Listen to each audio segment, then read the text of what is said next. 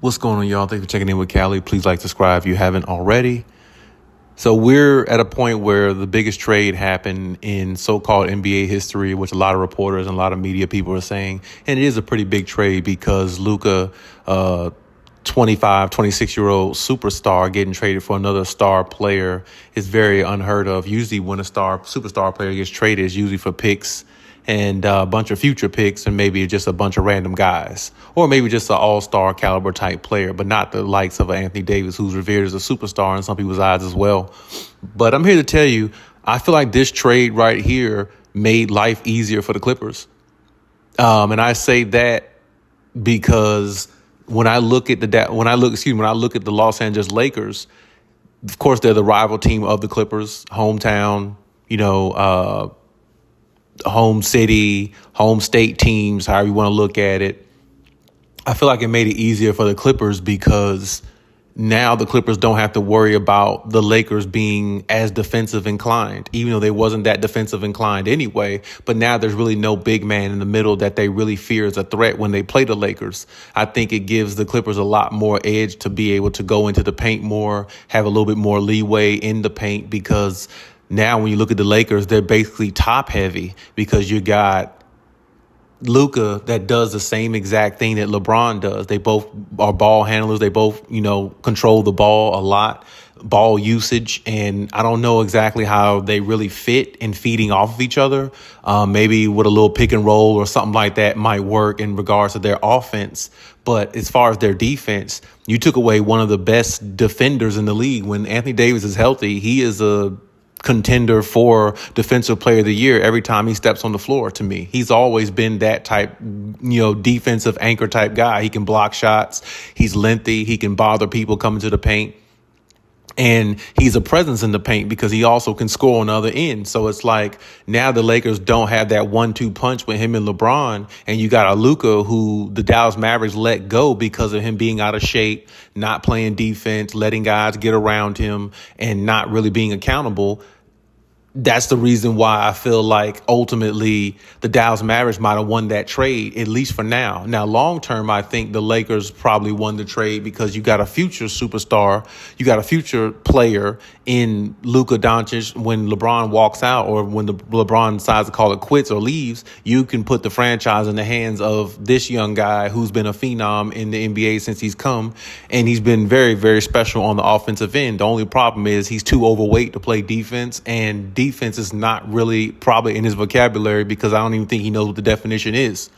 And if you want to win championships, like the Dallas Mavericks said, defense is the way. Now, I don't know if the Dallas Mavericks are going to win a championship having AD there, but they sure look very good because of the size they have, in the paint. And they still got a good ball handler in Kyrie, so we have to see how that goes. But as far as the Clippers, Kawhi Leonard could really feast a lot more now against the Clippers, and so can Norman Powell, and so can James Harden, because James Harden might get a couple more assists to Zubac because there's really nobody down there formidable to stop Zubac. And if they do get another big man, it's not going to be an Anthony Davis.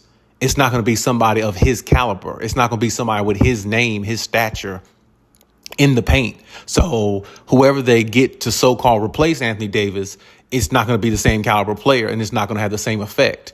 And that means when the Clippers play the Lakers, which I think they've already beaten them, but when they play the Lakers, they have less fear of going into the paint now because you don't have a defensive anchor in there that they respect. Now, we know the Clippers could shoot from the outside very well. We know Kawhi is a sniper, definitely a marksman.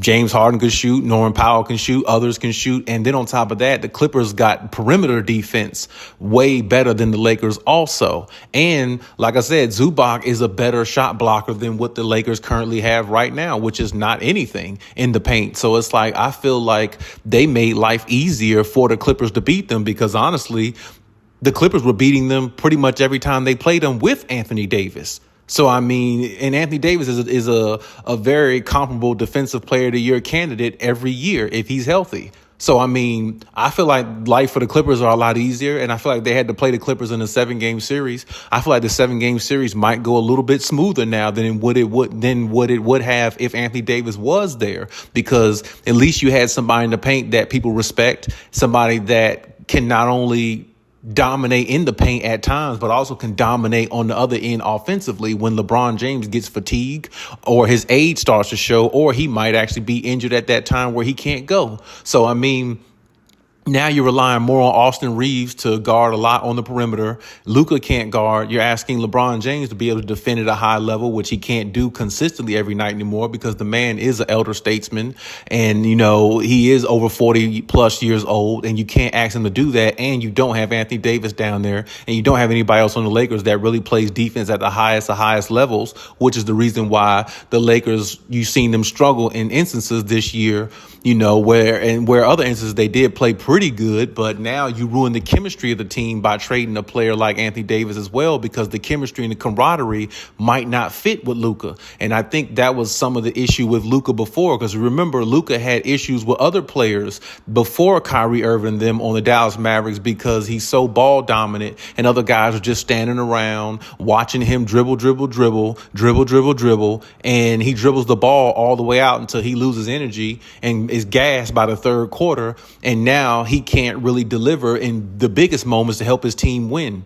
And see, we remember when they played the Clippers a few years ago, twice in the playoffs, Luka had great numbers. He had unbelievable numbers against Kawhi and Paul George. But the only problem is Kawhi had unbelievable numbers too. And his team won those two opportunities. You know why they won? Because Kawhi is a better player. And a lot of NBA analysts won't say it, but how are you a better player than Kawhi when you can't even beat him in a 7-game series? You see what I mean? Now, having LeBron can definitely help. Don't get me wrong, but the essential of Norman Powell playing the way he's playing along with James Harden, Kawhi got other offensive weapons too, along with himself. And the Clippers have a decent big man in Zubac who can block shots in the paint and who's been playing a lot better this year.